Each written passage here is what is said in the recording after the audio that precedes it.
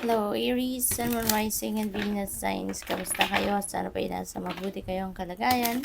Welcome back po sa Star Tarot. At kung bago kayo rito, welcome din po kayo. Thank you for your support.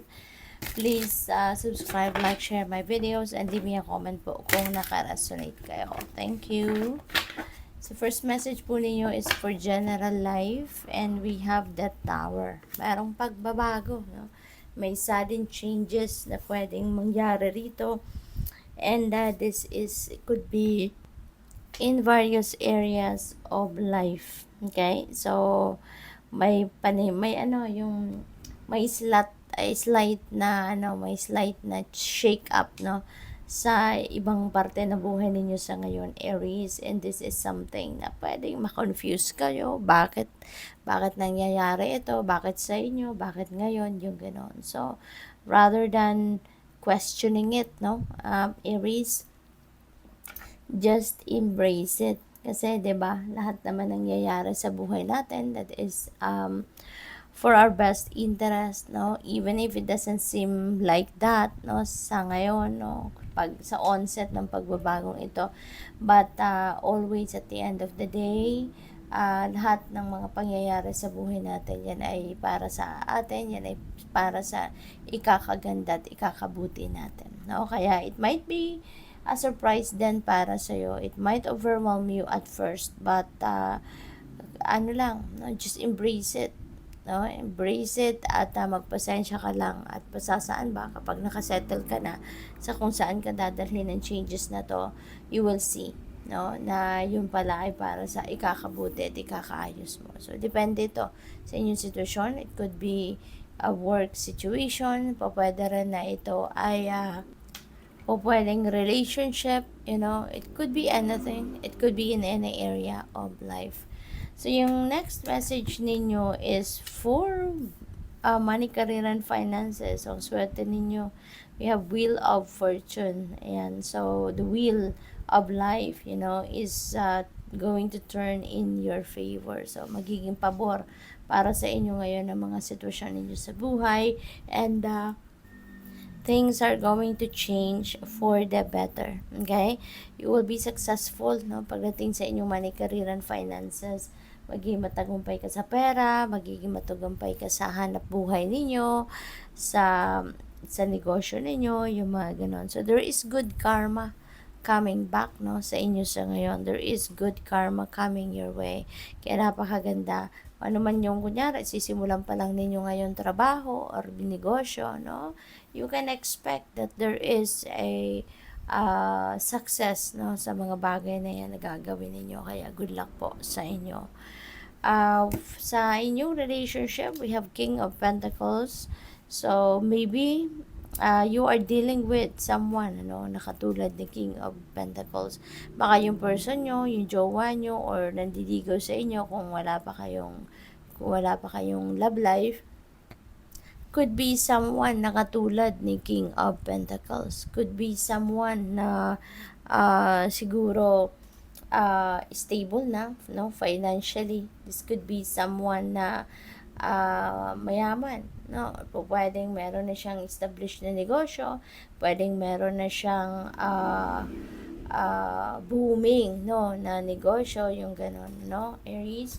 Kaya napakaswerte ninyo kasi kung sino man yung person ninyo sa ngayon, maaaring wala ka nang poproblemahin sa kanya kasi he's very responsible provider, at saka maaari na matured na din siya talaga, no? Pwedeng matured na by age or baka matured by heart, diba? Matured mag-isip, yung mga ganon. Kaya very responsible na siya. So, that is also possible. So, tignan natin, no? Let's dig deeper, kuha tayo ng clarifiers. And tignan natin ang mga messages pa ninyo. We have 8 of Wands. Ayan. So, si 8 of Wands, ano talaga, may mga opportunities na dadating. You know, these are multiple opportunities na pwedeng dumating.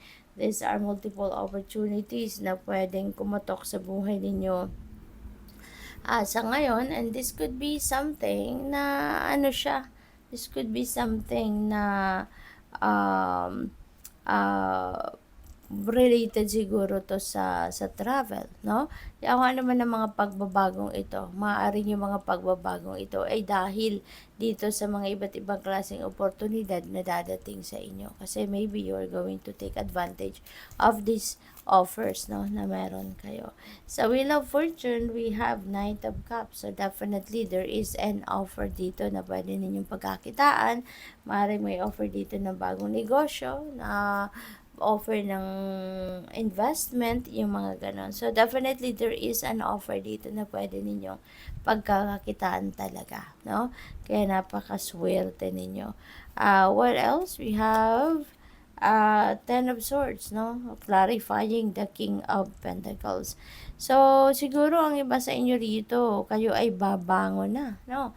Kayo ay going to rise katulad ng phoenix rising. Aangat na kayo sa buhay at maaari na nanggaling kayo sa isang mahirap na sitwasyon pagdating sa inyong relasyon. Baka kayo ay nabudol, naloko ng kung sino man na mahal ninyo sa buhay at po pwede na sa ngayon talagang iisipin ninyo na teka lang, parang kayo na nga ang nasaktan dati, pagpapatuloy nyo pa ba na mag-harbor ng sama ng loob, 'di ba, sa dibdib ninyo? Kasi po pwede, no, na yung po pwede na yung nakasakit, nakapanloko sa inyo rito is not the person na kasama ninyo sa buhay sa ngayon. So, po pwedeng ganon. Po pwedeng, ano yan, no, yung nakaraan ninyo, na po pwedeng yung past relationship ninyo yan. Pero hanggang ngayon siguro, apektado kayo. Kaya maaari na marirealize ninyo sa ngayon na parang hindi na fair sa sarili ninyo na kahit may bago na kayong person, talagang naaapektuhan pa rin kayo ng panlolokong ginawa sa inyo ng inyong ex. Kaya maaari na babaguhin mo na ngayon ang inyong sitwasyon, maaari na isasantabi mo na kung ano man ang nangyari dito and you are going to let go, no, of that pain. You're going to let go of that hurt na idinulot sa iyo ng kung sino man dito nung nakaraan, no? So, kaya babangon ka na, no? Muli, bibigyan mo na yung sarili mo ng pagkakataon na i-enjoy ninyo yung current relationship ninyo, no? So, tignan natin kung ano yung final message ni Aries.